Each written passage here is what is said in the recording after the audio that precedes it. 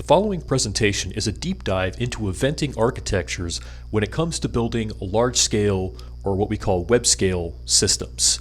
This is based off both a combination of architectural theory and my own practical experiences, having implemented a number of these systems at very large scales at this point.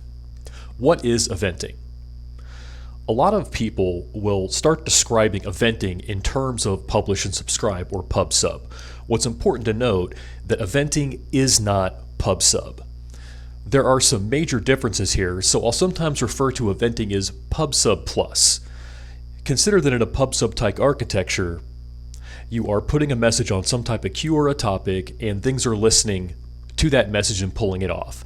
It's fundamentally an asynchronous architecture, but with eventing, there are some key differences. Specifically, when looking at technologies like Kafka, when you publish an event, that event is also persistent for some period of time, anywhere from hours to potentially years. And so there's an inherent persistence with an eventing architecture. Additionally, when you publish a message using a messaging technology like IBM MQ or RabbitMQ, once that message is consumed, it's gone forever. In eventing, it works more like a broadcast, so you publish an event and then anyone listening for that event will get a copy of that event. Another key aspect of eventing is architecturally, it is prioritizing availability over consistency. This is referring to terminology used in CAP theorem, which we'll get into much more details later. As a result of that prioritized availability, the system is eventually consistent, meaning that transaction boundaries really don't exist at a large scale from an end-to-end perspective. When we say eventually consistent, that means that you can do something in the system, but have to keep asking a question, sometimes over and over again, until you get a consistent answer. This is because of the fundamentally asynchronous nature of something. A good example of an asynchronous, eventually consistent system is an ATM. Consider that that ATM may not be directly connected to a bank, or the connection may be spotty. And so when you're at an ATM, it has things like limits. You can't withdraw more than $200. And in terms of eventual consistency, if you overdraw your account, eventually that bank's going to come back to you for their money. CQRS stands for Command Query Response Segregation, and this is an architectural methodology for dividing up the functioning of a system in terms of how you put data in and get data out by separating commands doing something versus querying getting something, and then separating that, really creating a system in which you've broken the read and write path. So in comparison to CRUD, create, read, update, delete, we'll get into a very detailed example where we compare CQRS to CRUD. Lastly, domain-driven design is something I've come to use when dealing with eventing in CQRS. This is because CQRS is inherently very complex, and one such result is you end up with many more applications and components, and trying to organize these types of components and services in a meaningful way can get really complicated. I find that organizing these services and functionality into domains makes it a lot easier to architecturally conceptualize how a system works, especially when a system can get so large that at a low level it becomes impossible to actually maintain how that all works inside of one's head. Let's get more into what I mean by pub/sub plus. When we look at traditional pub/sub, it's a 1-to-1 ratio by default, meaning I put a message on a queue, someone reads that message off that queue, that message is gone forever. It's up to the consumer to do something with that message. This also means that if you put many consumers on a single queue, only one of them is going to get that message. When you put a message on a queue, by default it tends to not be persistent. Depending on the technology, you can set up behaviors where you can temporarily store some of that information to disk in terms of a backup, but by default there is no persistence. When that message is on that queue, and if that queue goes down, or that instance goes down, you're expected to have a highly available setup so that if one instance goes down, you have other instances to be able to take over. However, if you only had one instance of a technology like RabbitMQ, and that technology went down, you would lose anything that was put on the queue unless you had set up some sort of recovery options. Finally, when it comes to pub/sub, most people refer to it as middleware. You'll sometimes hear me refer to things as smart endpoints and dumb pipes.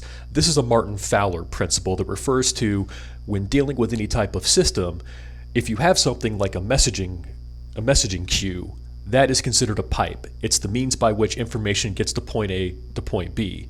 The endpoint is where you want the smarts to be, the application, the RESTful services.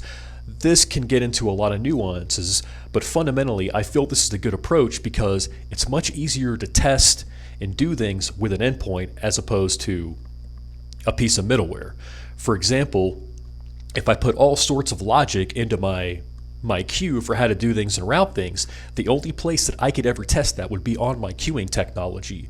Additionally, I really can't unit test that. Getting into the plus portion, we start talking about eventing. Instead of one-to-one, it's one-to-many. When an event goes on to a topic, any consumer on that topic will get a copy of that event. So it behaves like a broadcast. That event, once it hits the message bus or the topic, is also expected to be persistent. Now, how long it's persistent for is going to depend on what your actual data storage technology is. For example, there's no reason that you can't use Kafka as essentially a messaging bus and nothing more. You don't worry about persistence. But from a fundamental eventing perspective, the idea is that it's persistent, and that by being persistent, you now have it as an unmodified source of truth. When we say source of truth, consider that if I were to take some data and put it in a database, I have to transform that data in some meaningful way. I have to break it into a series of records, the table structure, and so on. When we're talking eventing, the idea is that you have the raw data and you store that raw data in its raw form for some period of time. That way, when it comes to trying to get information out of the system, that data is always going to look the same. You're not looking at a lens through, well, I had to transform this and put it in a database. You're looking at the raw data. Also, when looking at the behavior between a pub sub and eventing, consider that once something is consumed off of a queue in a pub sub architecture, it's gone forever. When talking about an eventing architecture, there's really two fundamental ways to work with it when you start up for the first time. When you connect to a topic and that topic already has information in it, you can decide that, hey, if I'm going to start from the beginning of time, or you can say I only care about events that happen after I've started my consumption. Understanding an eventing architecture, or really any architecture that runs in a distributed fashion like on the cloud or web, requires an understanding of CAP theorem. Now, the CAP in CAP theorem stands for consistency, availability, and partition tolerance. When talking about consistency, looking at the first example, that means that when something happens on node 1, that if you ask that same question to node 2, you're only ever going to get the same answer. So if the answer is, what is my name on node 1, and then I have to ask that same question to node 2, and they're consistently connected, node 2 will only be able to respond with my name. Now, this means that there's an inherent time component. In order for that replication to happen in a multi-node environment like this, that means that when I'm asking for that response, it can't give me that response until it's coordinated with the other nodes. Availability refers to the different nodes of a system being always on. Specifically, that at least one node is always available. For example, if I'm trying to ask a question with node 1, I can also ask that same question at node 2 directly. This is something known as high availability. The idea is that in order for a system to appear as that it's always on, it can't consist of just one thing or one component. It has to always consist of multiple components. That way, if one of them ever goes down, there's other components that you can interact with. Partition tolerance is really fault tolerance. The idea that if something goes wrong, you have to be able to handle it. You have to be able to handle the cases where the network fails, or there is an error with one of the system components and you can't reach it. Altogether, CAP theorem is really meant that you should be able to arrange each one of these, meaning you could have consistency plus availability, or availability plus partition tolerance, or consistency and partition tolerance, and so on. The theme here is that it's a pick 2 type system. Originally, if you're going to design any type of distributed system, you're going to have to pick 2 letters within the CAP theorem that are going to represent how that system behaves. However, this has been found to really not be true. and it has to do with something known as the fallacies of distributed computing. Primarily that networks are not reliable, meaning that if node 1 has to communicate with node 2, you can't just ignore when node 2 is down. You can't just assume that node 2 will never go down, because somebody can drive a shovel through the internet line in Kansas. It can go down and does go down often, which means partition tolerance isn't an option. Your system has to account for other components being down and otherwise non-functional because networks are not reliable. There is no 100 reliable network for the reasons outlined. As a result, this means that when designing a system, there are really only two choices. Choice one is to have a consistent system, to where any action you take, you have to wait for that action to be replicated. I did a bank withdrawal, I have to wait for that withdrawal to be distributed to all the nodes across the system before I can return and say, okay, we're good, we got it. The other option is availability, or what we call high availability, in which consistency is not the priority and instead availability is. This means that in the example, if I have two nodes, node 1 and node 2, and node 1 is disconnected, I can do an interaction with node 2 and it's going to be some amount of time for node 1 to come back up before it can actually replicate that data and be able to provide the same sort of answers. Using the same example, if I do a withdrawal from my bank account against node 2, and then I were to somehow be able to access node 1 even though it's offline, node 1 would not yet know that I had that withdrawal. This seems like it could be a big problem, but it's important to note that high availability means eventual consistency. Eventually, when node 1 comes back online, it's going to be able to synchronize and get the data. The other reality here is that if node 1 was truly offline, it's not going to matter because you can't interact with it. At a larger scale, though, what this is really saying is that you have to understand that when you interact with some level of the system, it's going to be some amount of time for the rest of that system to eventually get the updates. And so this is a very important architectural consideration when dealing with things like a withdrawal or something that would normally be transactional. Another consequence of the high availability architecture is that consider that you can have transaction bounds within certain parts of the system. For example, I'm going to do a withdrawal, and then you'll say something like, hey, we got your withdrawal, we'll let you know when it actually occurs. And so there are architectural and even design level considerations that you take into account for the system to be acceptable from a user perspective. The obvious question here is why availability in the first place? That's because in a fully consistent system, consider that if any one component is down, the entire system is broken, which can be a pretty frustrating user experience. So what was come up with dealing with web-based systems is saying, that's not acceptable. We're going to have to be highly available, running multiple nodes, but then take into consideration that I may not be able to get all those nodes updated instantaneously. My go-to example when it comes to eventual consistency is the ATM.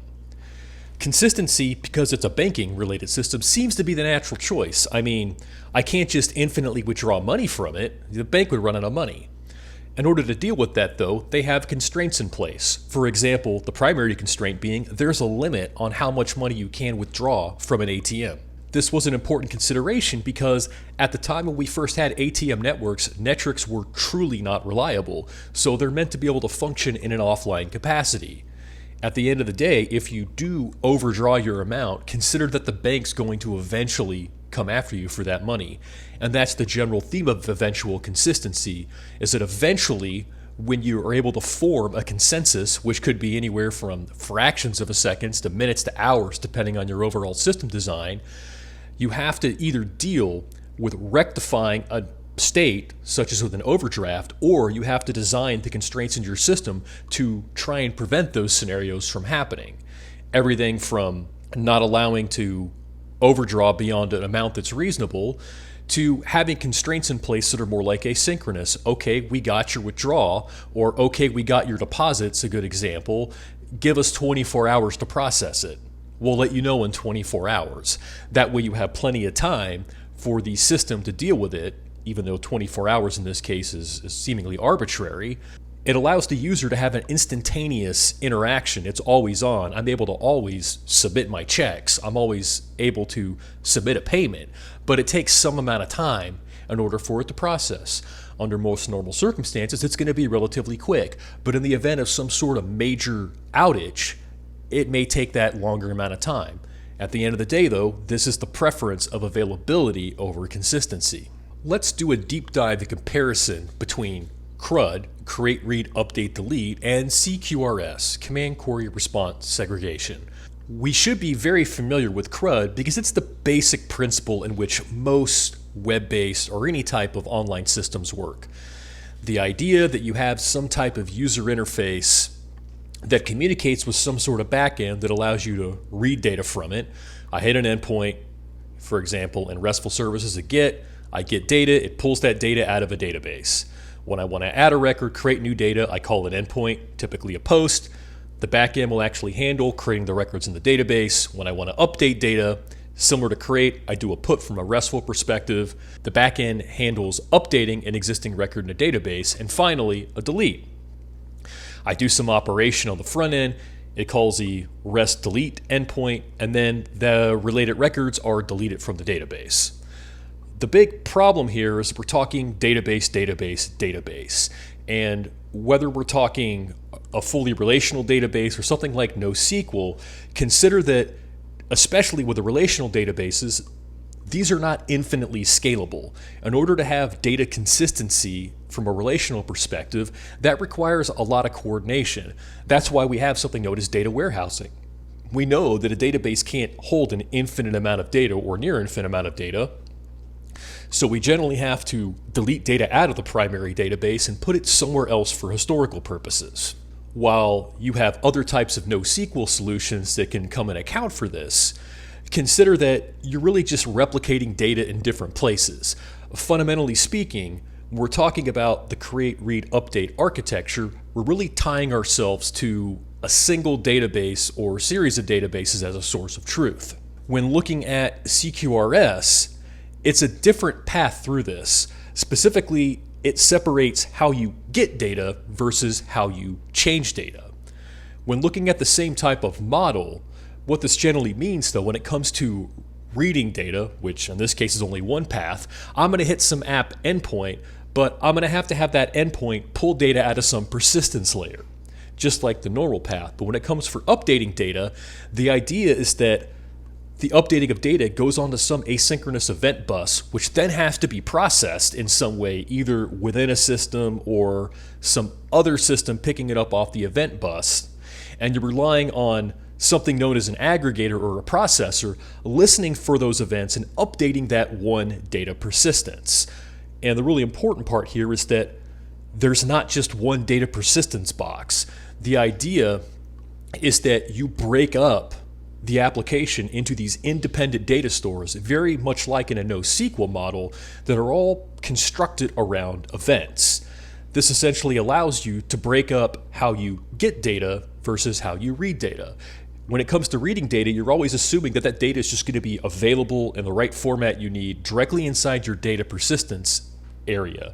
But when you have to write data, this is a fully asynchronous operation, which again has some design constraints you have to consider. If I'm going to update my account, for example, in a typical web-based system, when I do that update operation, I then have to wait for it to hit the event bus and then some other application to pick it up and process it and update whatever the underlying data store is that's tied for getting the data. The options here, you can put up a spinner and just wait for this event or evidence of this event to be processed, or you can treat it as fully asynchronous. We got your update, we'll let you know when it's updated. Or there's also a little bit of a trick you can sometimes do if you generally can rely on these things being fast, where you essentially save the information client side, showing that the user has updated their information, and then you're trusting that the event is going to make its way through the system and update it. This means, though, you have a more complicated error handling scenario. Let's say for some reason that update didn't work. You now have to have some sort of mechanism in place to recognize that, hey, this update didn't work, and the user's either going to have to redo this or someone's going to have to look into it. Because event-driven systems using CQRS can get very large and very complicated, you're eventually going to come to have to face a problem with using one data model. From a legacy perspective, it's very common for any given industry, whether cars or airline or some sort of transportation, to go through an effort which we'll sometimes refer to as one model to fit them all. And a good example of this, and I'll use airlines as an example, we have a lot of data, but how people access that data is complicated, it's slow. So what we're going to do is we're just going to create a single database schema to represent all the needs everyone could ever have for an airplane. Whether crew scheduling or continuous fluid dynamics or billing, we're just going to have one series of tables and schemas that people can access to deal with this. This sometimes sounds like a great idea, but in reality, this always fails. That's because in order to now get billing information, I now have to contend with the fact that I have a ton of these different continuous fluid and physics models tables that are built into it. It makes the querying so big and so unrealistic that these projects always fail. People get fed up, they go and create their own models of the data, and so on. This is because one model can't fit them all, and by trying to tightly couple all these different domains together, you're essentially inviting a lot of complexity, and it also makes minor changes impossible. I now can't come in and add a column to what I needed for the billing and sales cycle because for some reason, since we're using the same airplane model, it's causing all the physics modeling to now fail because they're using different schemas. So this will generally result in shifting either intentionally or unintentionally to the domain-driven model. And domain-driven design, instead of having one model, the idea is that it's okay to have redundant data, different representations of an underlying data set in multiple places. This is the sales data, this is the billing data, this is the engineering data. And where eventing comes in is that keeping this data in sync is otherwise impossible. If you're having to rely on all these manual processes to update A to B to C to D, and sometimes people will attempt to do this, you end up with a data architecture that's very hard to maintain. And so where eventing can make this easier is the idea of the event bus is the actual source of truth, is that as long as everyone's reading from the same event bus with the same events, this is a billing update, this is an engineering update, this plane just landed, everyone's processing the same raw data and using it to assemble their model. There's no having to go out and manually fetch a billing update or a physics model update or a plane design update. It's all on the same event bus, and you only have to pull the events that your domain specifically needs. If I'm doing nothing but sales, I don't care about some of those engineering details. I'm interested in how many planes are being purchased and tickets are being sold and whatever. So you can focus only on the events you need. And as I've mentioned, this really is going to be in place whether you realize it or not. Because of the nature of the conflicting needs of the different domains for operating any model, whether a train, plane, or automobile, you're going to have different data domains. It's a matter of whether you want to acknowledge it or not, and it's a matter if you want to truly be able to keep it in sync or relying on all these independent custom processes to do so from different varying data sources. Now, putting it all together, consider that events are facts, and facts are immutable, and that every change to any part of the system needs to be an event. This goes back to that write path. But considering that we now have different types of systems or domains, a sales domain, a billing domain, an engineering domain, that are all sharing the same event bus, it's very important to understand the contractual nature of the interactions. If the event format, for example, of some events that shared across domains changes, it's going to break the other domains. So we follow what's known as contract-driven development, in which the contracts are paramount. You need to be able to implement something to have schema management, to be able to recognize that an event is in the right format, and that if you're going to change an event, consider that it's best to add fields and never remove fields, because removing a field is going to break everything. There are options ranging from schema management systems to embedding schema information into an event for validation purposes. Now, taking a deeper look at this example, we have 3 domains, which could also be considered systems unto themselves or subsystems. We have a sales domain that has some sort of front end and some sort of RESTful back end that is used for direct interaction with the data. With the read path, it's easy. When I read data, I hit the data persistence. But when I write data, I have to use the shared event bus. And as such, I have to have some other series of applications that are listening to that event bus and keeping my data persistence layer up to date for the individual domain. An important point here is that each one of these domains has its own independent representation of data in their data persistence layer. They're all sharing the same event bus, they're all getting the same events, just some domains may not care about specific events. For example, the engineering domain may not care about the sales-related events. But what that means, though, is that any data persistence layer that they form is based off of the same source of truth, the events from the event bus, which means that even though every domain has its own data persistence representation, the event bus is still the source of truth. The data persistence representation is just meant to be a domain-specific means of representing that data for that domain in a way that is meaningful and easy. The term event bus is being used quite a bit here. So let's talk a little bit more about what different event bus solutions there are. So with any solution, you can just build it yourself. I highly recommend you don't this. Eventing solutions like Kafka are extremely well tuned and very complicated. You're not going to want to try and reinvent the wheel on this. Now, going back to that, Kafka is a very common solution for eventing. And some of its notable features are, there's a self-hosted version of it.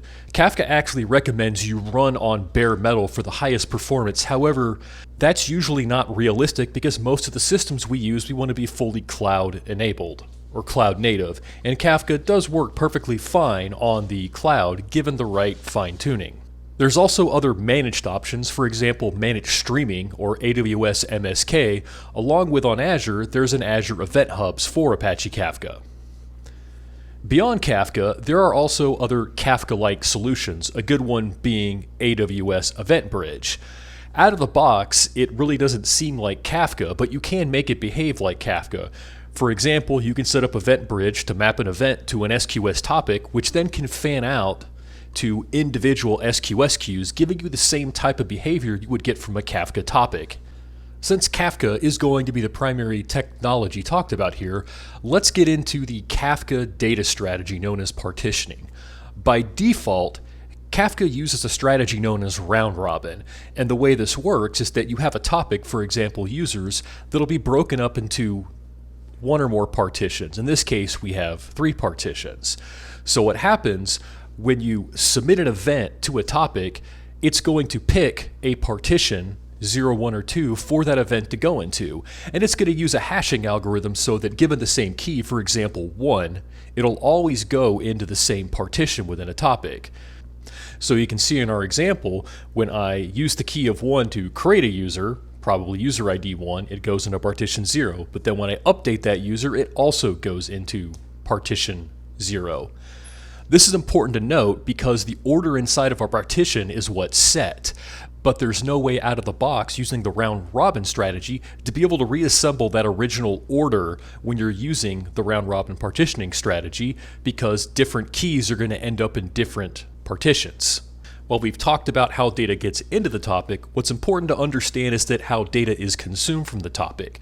Consider that when you create a consumer that's identified by a consumer ID, that consumer ID is going to connect to all available partitions. And if there are multiple consumers using that same ID, they'll split those partitions. For example, if I only have one consumer, it's going to connect to each individual partition and it's going to be reading from it. So technically, any event that goes to any partition will be picked up by that individual application.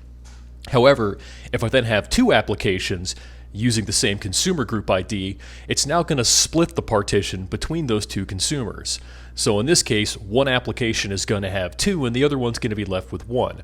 What this means is that it allows you to distribute the reading and processing of those events based off the partitioning strategy. So in this example, if I'm storing what looks like to be user information as events, I'm going to have one application processing the events on its partitions, for example 1 and 2, while the other application is only going to get the events from partition 0. This is why the strategy and the ordering matters. And in this case, I'm using the user ID as the key for the exact reason of knowing that I need an individual application, for example, connected to partition 0, to always be getting the events for creating, reading, and updating or doing whatever with that user by ID 1. For example, if I had event sitting in another partition processed by another application, that application instance would get the event to update a user, for example, but it wouldn't make sense because it's entirely possible for that update user event, if they were dispatched at the same time as the create user event, to be processed by one instance before the other. And this is why it's important to understand the ordering within a partition and needing to understand the data going into that partition to ensure that an individual application connected to that one partition is able to do everything it needs to, only having that as the source of information. It is also possible, for when order is really important, to use a custom partitioning strategy. In this example, I've taken the topic user and I have used a partitioning strategy where IDs 1 through 9 go into partition 0, IDs 10 through 19 go into partition 1, and IDs 20 through 29 go into the last partition. This is just an example, but it's also important to understand that what I've done here using this partitioning strategy is that I've fundamentally limited us to only IDs 1 through 29. And so the idea is that if I wanted to add more ranges, I would have to add more partitions. Another important factor when coming up with a partitioning strategy is noting that Kafka really isn't meant, or at least in my experience, doesn't function well after about 1,000 partitions. And so that's generally how you want to divide up your data. Note though, that in that case, where you're getting into a high number of partitions, it's also possible to just start up another topic to use other ranges. The important part is noting that when it comes to using a partition strategy, it's on the producer of the event to know what that partitioning strategy is. The way this works is you implement a keying algorithm that looks at the information and says, oh, the key is 1, you go in partition 0. Oh, the key is 20, you go in partition 2. So this is the way to override that default round-robin behavior to ensure that the exact events based off of the given key are going to be in the partition that you're expecting. And the primary reason for doing this is that when the order across partition matters and that you're trying to break up the parallel processing of events into logical groups. For example, this user ID strategy is actually what LinkedIn uses for processing user events, so that it's able to process large numbers of events all in parallel, obviously using more clusters and using more topics and partitions, but the idea is that you have a theoretically infinite amount of ways you can break up data processing by either using a combination of partitioning strategy and topics, or just being able to break up an individual topic into partitions that fit your data needs. Why do partitions matter from a consumer group perspective though? We've already talked a bit how partitions balance across consumer IDs, but let's look at a more specific use case. Our use case is that we have two distinct applications. And with that first applications, we're running two instances of it. That means that there are two application instances running, each sharing the same consumer group ID. So what happens is that means that the consumer group ID being the same across both instances will split the number of partitions.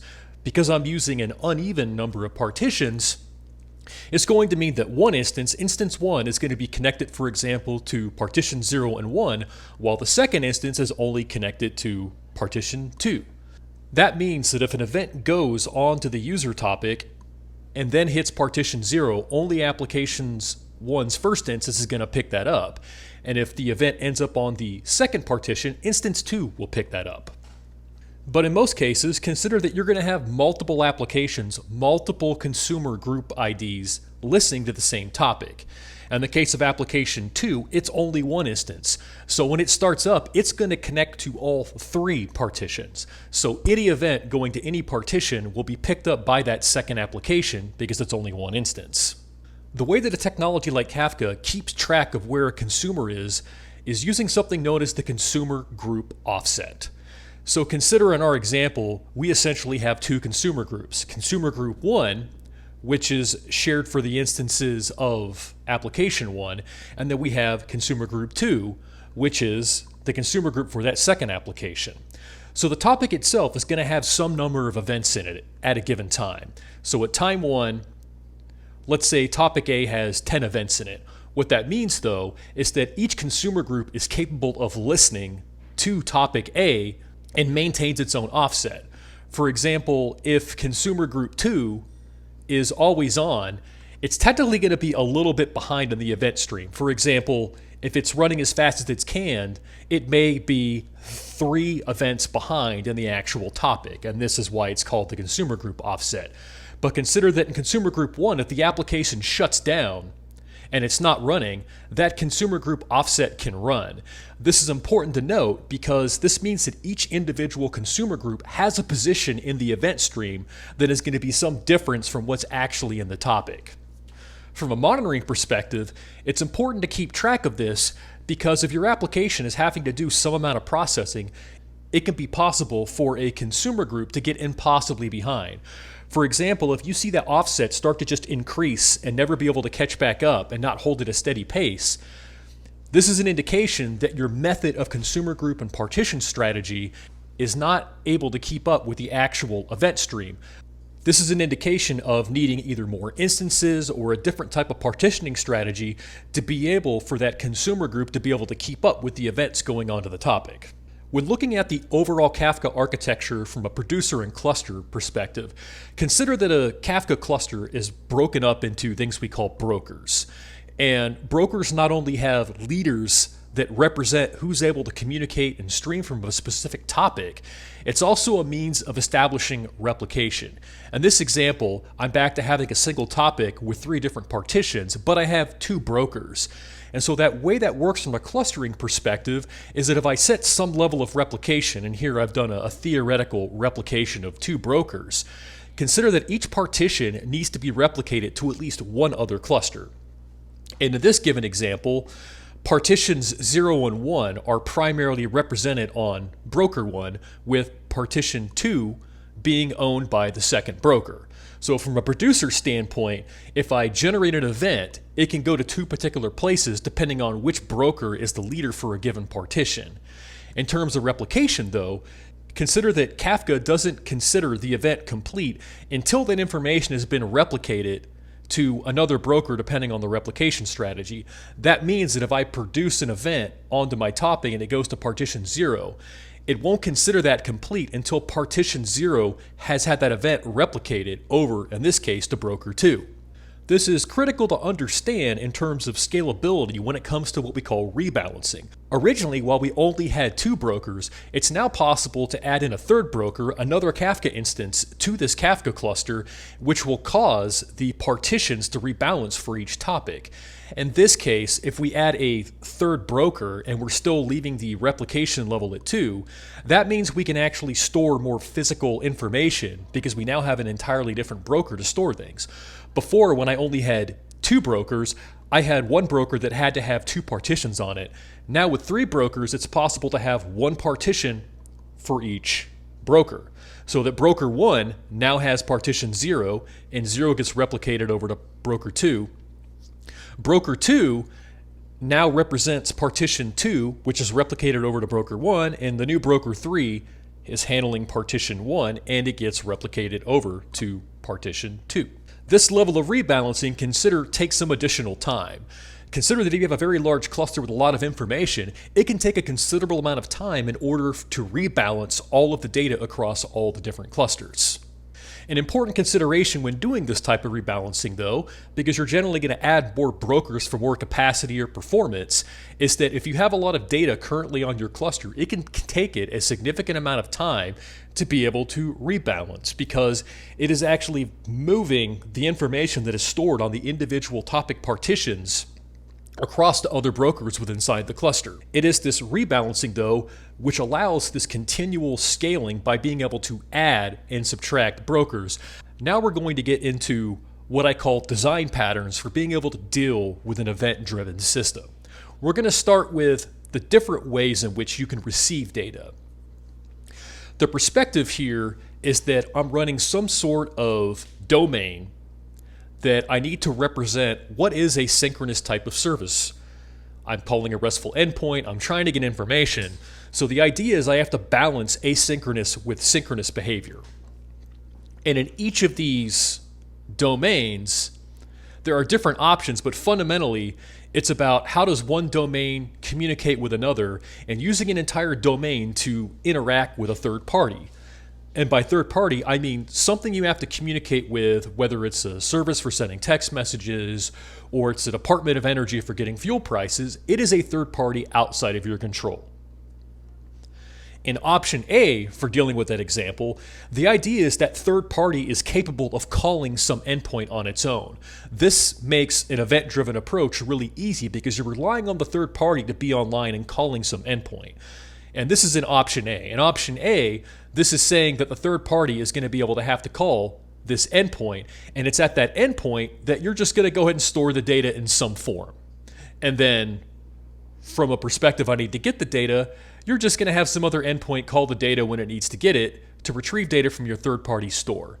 This models an event-driven perspective. However, there is no event bus. It's really not an event-driven solution, but it is an option for getting data from a third party in some form that's event-driven because the third party itself is only calling it when an event happens that triggers it.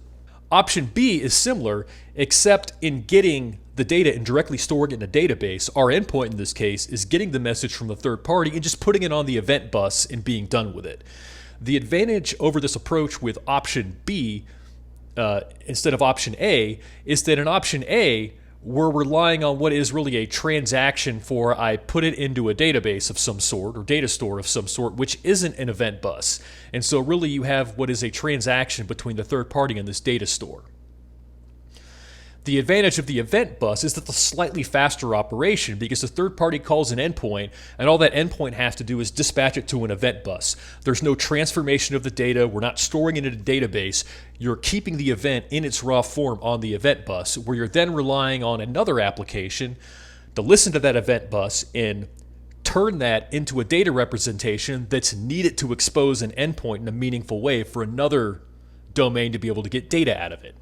The final option is option C, in which in this case, consider that if we're dealing with a large amount of data, it may not be really feasible to have to call some other endpoint to get the information. There may be too much data. It could be thousands of records. It's something which you're now going to take the need to process it and move it into the other domain itself. So our third-party domain in this context, when it comes to receiving data, we're still relying on the third party to call our endpoint. We're putting it on the event bus, but that's where our third-party domain ends.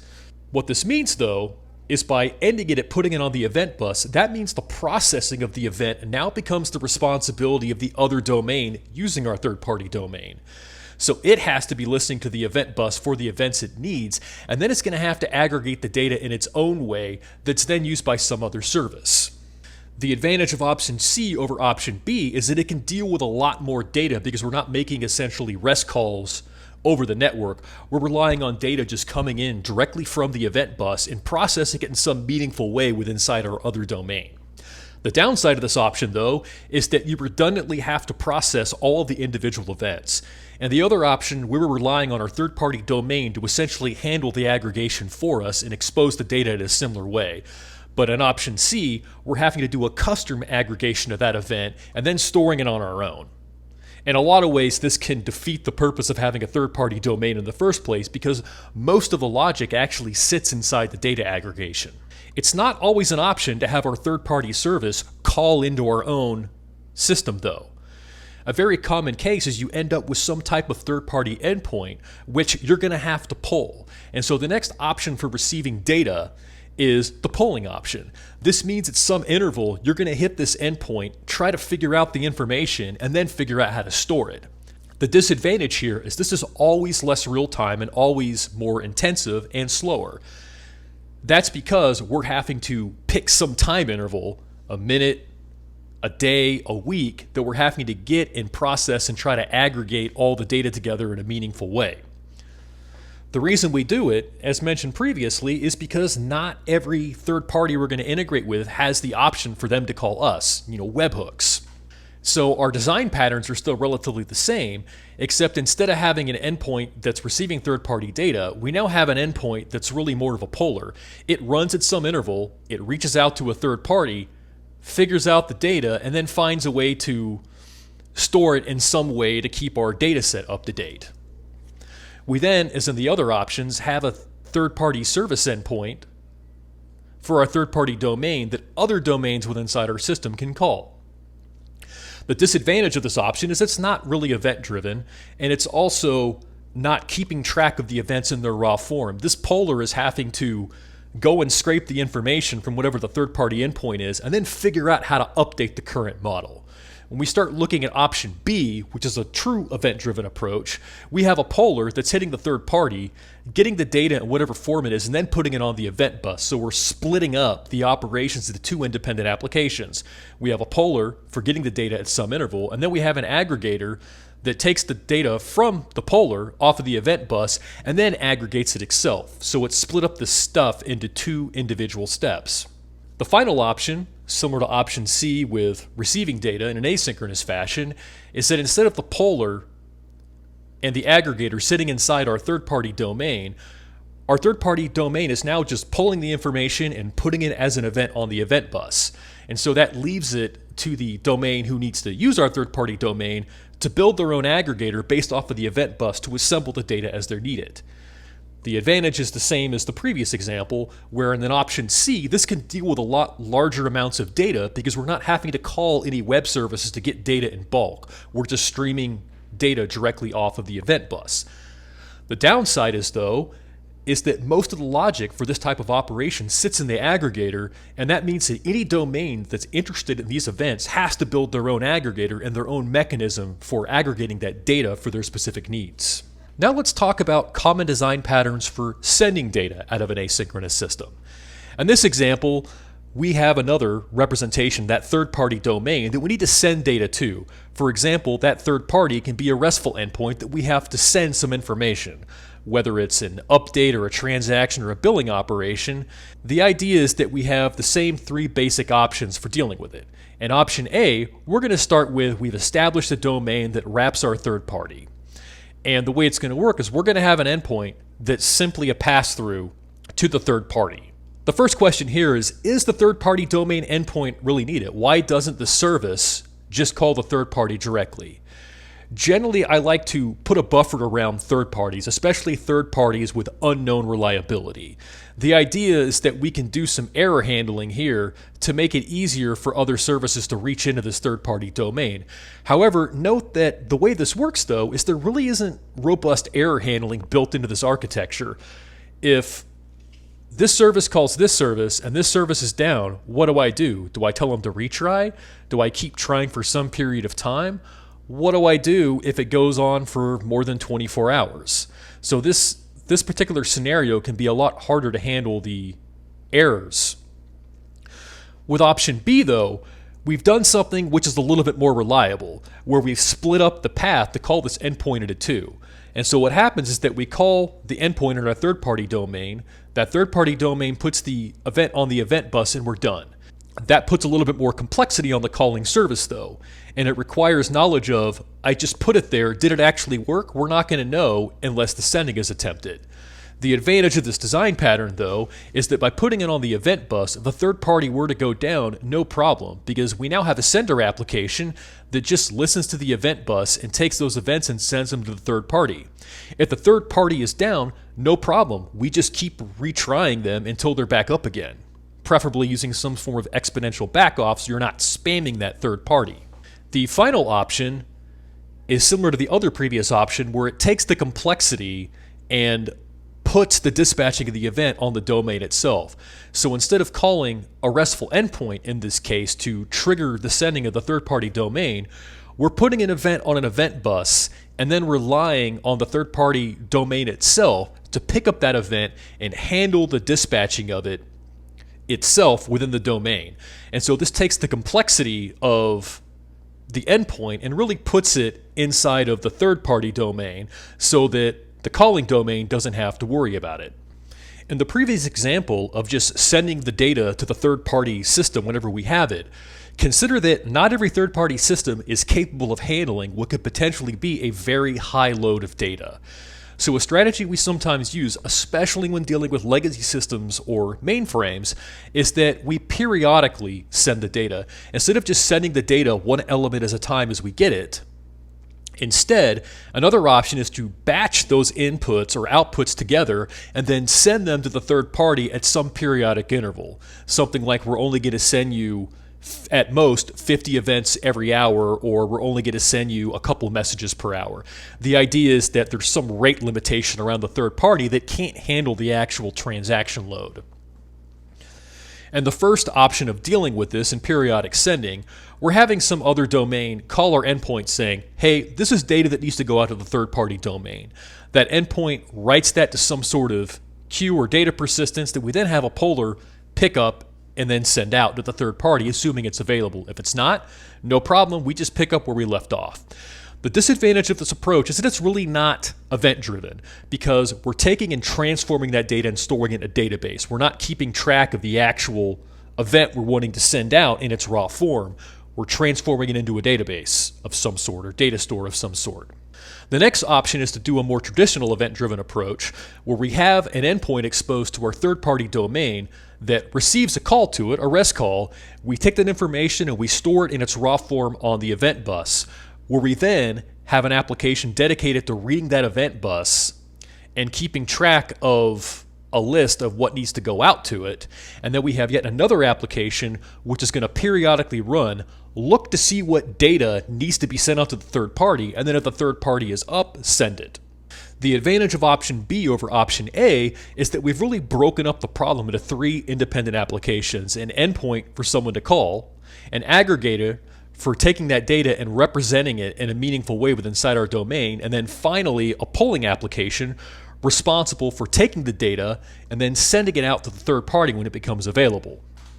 Another advantage of this design is that consider that you can't have the third party get impossibly behind. So an important error scenario to handle is in a case where you have a backlog of events you simply can't keep up. You can actually start making choices about, well, maybe these events from 3 days ago aren't as important. Let's skip those and just start from current. In the final option, we have taken some of the logic and we've put it in the domain itself. Instead of the other domain having to call an endpoint, that other domain, when it needs to do this, just puts an event on the event bus. And since that event bus is shared, the idea is that we have some sort of aggregator in our third-party domain sit there and aggregate that data in the data store, then relying on the poller to submit that data as needed. The big difference between option B and C is one is driven by a RESTful endpoint, where the other is triggered directly off of the event bus. In closing, now that we've covered from the very high level to some of the lower level architectural details, the next step in your journey for understanding event-driven architectures would be to look at some of these other references. I'll start with an example system that I wrote that's available on GitHub that does a pretty deep dive into explaining the architectural theory, starting with original 2-tier type systems and walking through the architectural history and evolution into these CQRS style systems. Along with that same journey, there are a series of examples on GitHub, starting with the N-tier system, that are fully working systems, meaning applications, front ends, back ends, databases, monitoring, logging, and alerting, that are available on GitHub. It actually starts up at system alpha with a 2-tier system and goes all the way down to syskilo, noting I'm using the military alphabet here, all representing different architectural patterns with fully functioning systems. For these purposes, though, I'd recommend taking a look at N-tier, which is a typical system that's meant to run on a cloud from a Kubernetes perspective. Then sysjuliet is a fully microservices-based system that also runs on Kubernetes, and with the last example being syskilo, which is a fully CQRS system that has everything from centralized logging to breaking it up into different domains for document storage and so on, demonstrating how to deal with the asynchronous and synchronous bounds with inside event-driven systems.